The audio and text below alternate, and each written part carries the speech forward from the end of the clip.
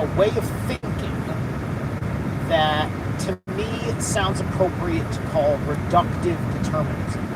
In short, it is a thinking which reduces something to its simplest deterministic factor and then framing its entire identity around that.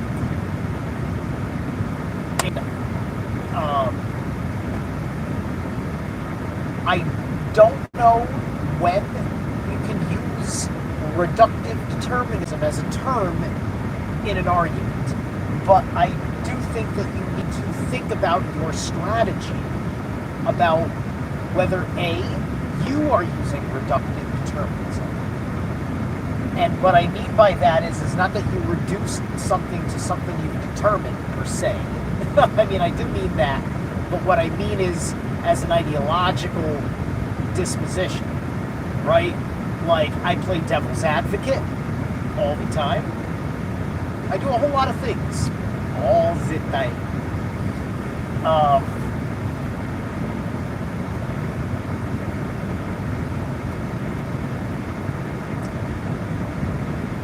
And so, if we think about the depths of certain issues, right? When people have a thing that they think that they know, and it kind of becomes a fulcrum point of how they rationalize their world.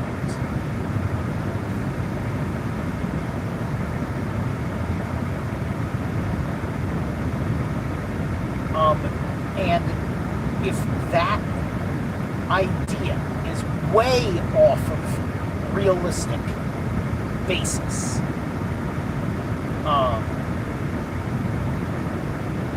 then you will see the delusion in the argument, right? There's been over these last 8 years a middle of the country that at least pays partial attention to politics and social dynamics, and seeing these events occur is not necessarily waking anybody up, but people are getting marginally wiser. Like, imagine you are lost in Plato's cave. You've unshackled yourself from the pictures on the wall, but you are not illuminated enough to get out. You are getting your bearings straight, and you are just learning how to get around without banging your head on the ceiling of the cave. That's where the unconscious are right now, because they're still in the cave. They're still in the unconscious. This allegory applies to you because you are you're taking the world at face value. I know I'm picking my fucking nose in front of this. Disgusting. It's like super flaky and right there. So I'm just trying to get it out like I'm just doing a facial tick, but it's turning into a full-blown excavation. But anyway,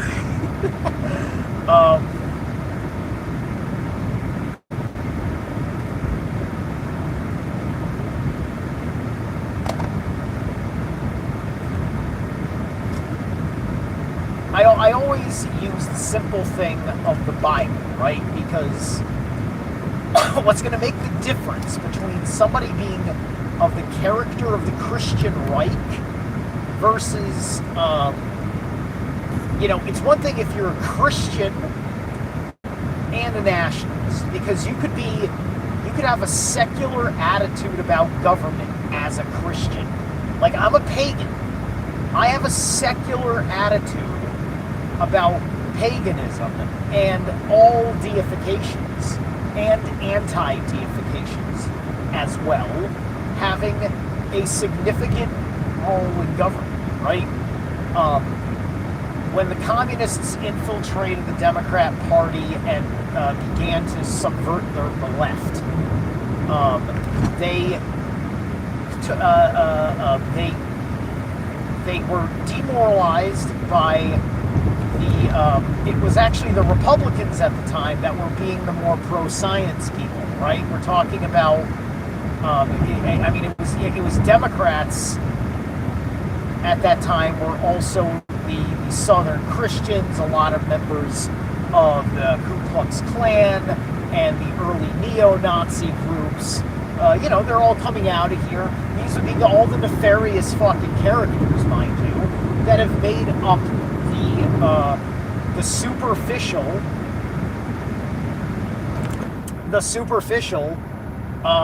reductionist, determinist ideas on the right. And if you want the vote of the old Confederacy, you have to appease to the body politic of the voting masses to do that, right? There was a strong period of time during Reconstruction where the government was regulating the elections. And they were trying to make sure that ex-slaves and other blacks who had just been citizenized by the 14th Amendment were treated equally as the residents or denizens of their state, because once they got turned into U.S. citizens, it retroactively gave them their equality in the state. But state law had to retrofit itself from older laws that were pseudo-associated with slave codes. Slave codes became black codes, became Jim Crow, became civil rights.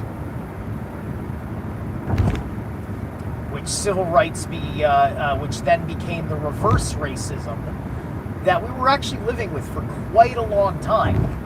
I had first heard of, or perhaps even conceived as a boy in my teens, in the 90s, the reverse racism thing, where I'm noticing the idea of the envy of the white man, and seeing that indiscriminate, and a black man will go after a white man of similar economic status,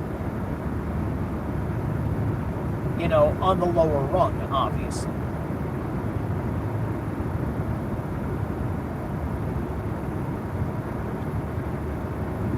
And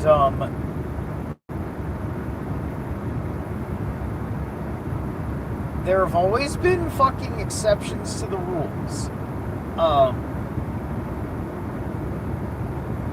Now, at this point, I don't want to say who's who and what's what, with the exceptions to the damn rules, right? Because was George Washington Carver black or something, and he was like the peanut guy or whatever? He made peanut butter, or he did all this peanut stuff, but not peanut butter. I can't remember.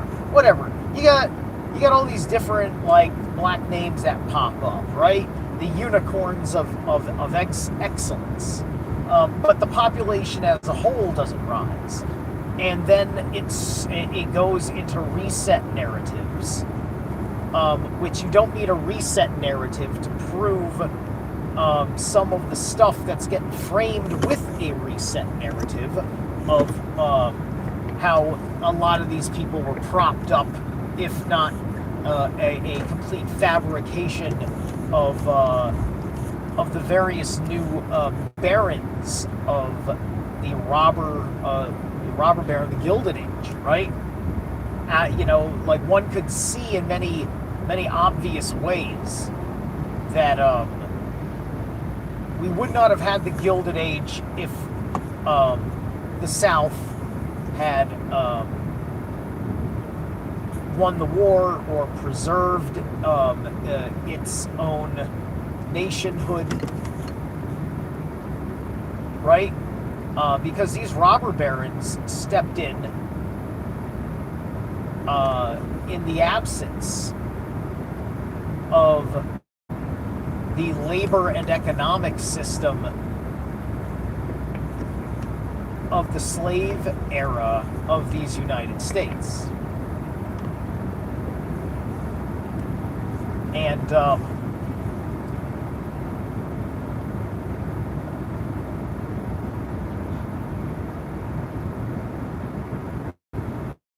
I think that we need to start like owning our collective sin and not just saying, oh my God, all the things we tried to do reduce to simple evil, right? It is important to call out the evil that we can demonstrate and articulate, right? And bring the evidence to the court, to the cosmic court, which can be witnessed in public opinion. You bring things to the cosmic court, and you let the public be the witness to the cosmic court. Reverberations in the ether. I'm almost beginning to suspect that I have, that I might have been a fucking, I might have been an intergalactic, like, lawyer or something. Like, I feel like I went around the multiverse or the universe, or whatever. Like, I'm not sure exactly. I only reason why I hesitate on saying multiverse is that I just want to say whatever it is to its absolute limits or non-limits, right? Which could just mean one universe with infinite possibilities, or there are a bazillion universes in which I can only experience one at a fucking time. Whatever it is. Point is that I was like settling disputes like planet to planet or something like that. And now I'm down here fucking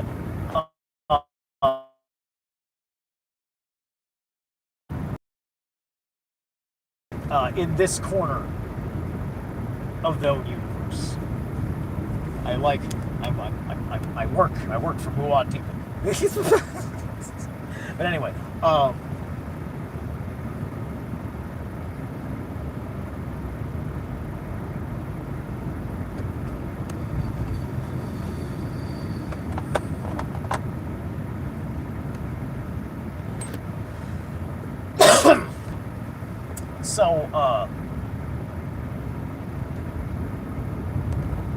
so the right-wing determinism is most unfortunate, and and it's part of, it's just like, for me, the best thing I can feel out to do, as per my templating with where my Libra energy goes, is to really take a look at the analytical of, okay, what are you bringing to the conversation I have seen? What are you bringing to the conversation that I've seen? What have I, in my judgment role, have seen of the issue so far? Because this is cosmic court of public opinion,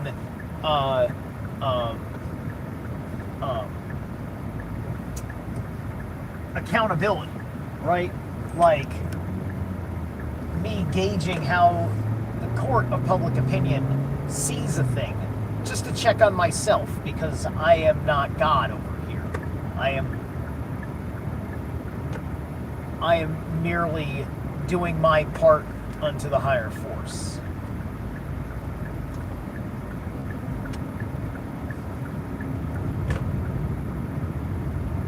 And I care to do it right. So I care to get better at it. So I care to allow the world to reflect back to me the possibilities of my rightness and wrongness in a matter. Which has been very interesting as I listen to the different nuances of divide that people are jumping into with the Kirk situation, right? And so the reductive determinism is the linchpin that gets you caught in the false binary, playing the Hegelian dialectic script, and by and large, um, um, harvesting your loosh, right?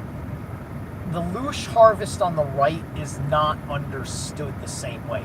It's a different tactic because the right has a different emotional response, right? Because for them, it's the manner in which it pours into their faith, that pours into their tulpas, right? Jesus, so on and so forth, right? Was Kash Patel's little fucking thing about Valhalla trying to get like the Norse Christian fucking Chads, like trying to pull those points for them? Was that what that was all about? Was it a code word to some of the people involved in the system? You know, as they're doing their little fucking spy game thing.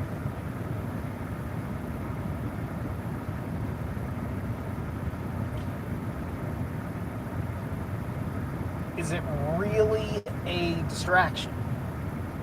I mean, I'd say that the end of the day, the only thing that is a distracted is well, are you distracted? And I know that I am not distracted. And to be honest with you, you would be shocked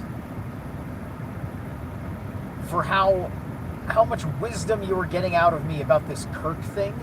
And I probably know less details than people that aren't capable of giving you anything fucking palatable out of the situation other than winning their invisible Pulitzer Prize for journalism that doesn't exist on YouTube.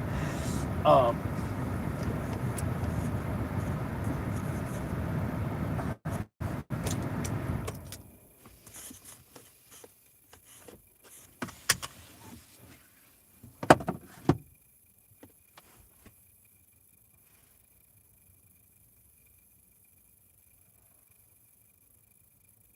So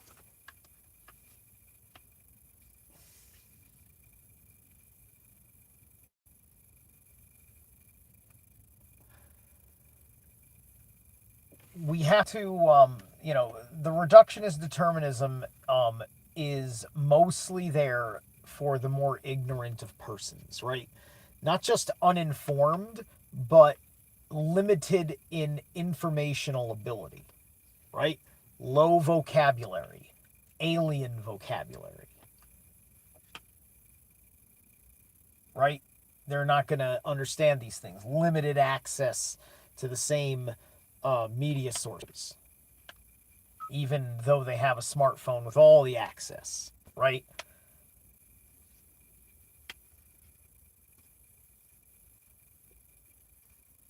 Different kinds of intelligences.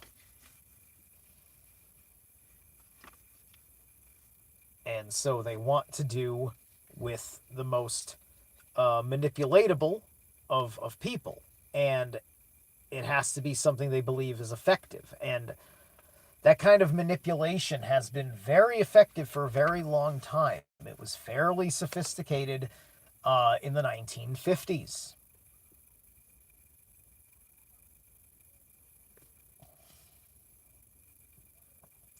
I think it was by the 1920s that we really kind of lost the plot with newspapers and radio. I think we had radio by the 20s. If we didn't, other forms of media were starting to, because the reach was expanding as such.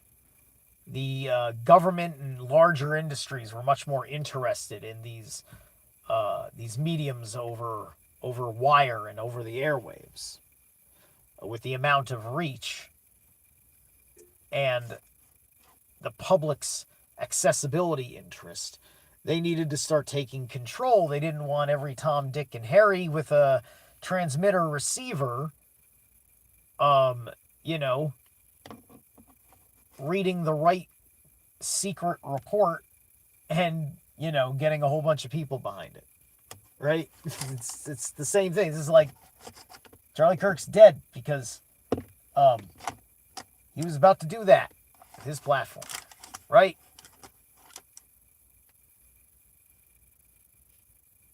This is what happens to the ones that stop fucking around. You go back, you listen to Trump, he was always fucking around. He was always just letting us fucking hear what we wanted to hear. See, we weren't used to that because we appreciated him not dictating our feelings and our ideas or whatever, like the other candidates, other presidents did. You know, that's the way Obama was, the way Bush was, the way Clinton was. They started telling us. They were speaking like, no. Our body politic knows what's best for you. And you're looking at the remnants of that, where only the Democrats, by and large, are acting like that.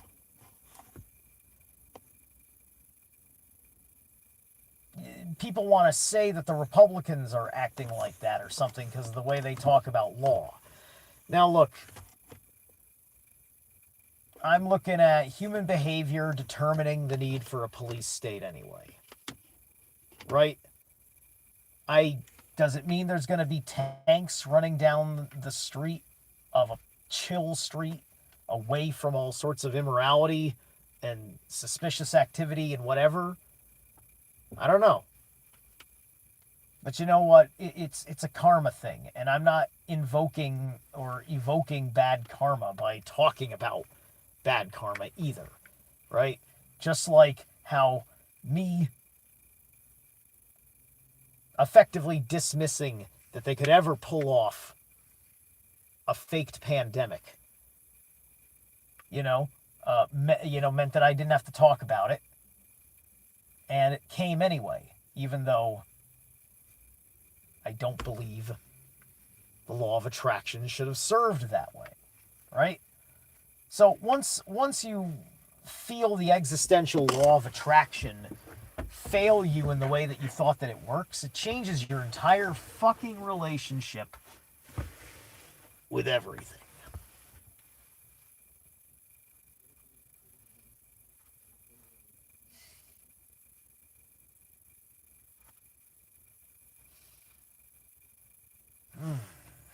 All right.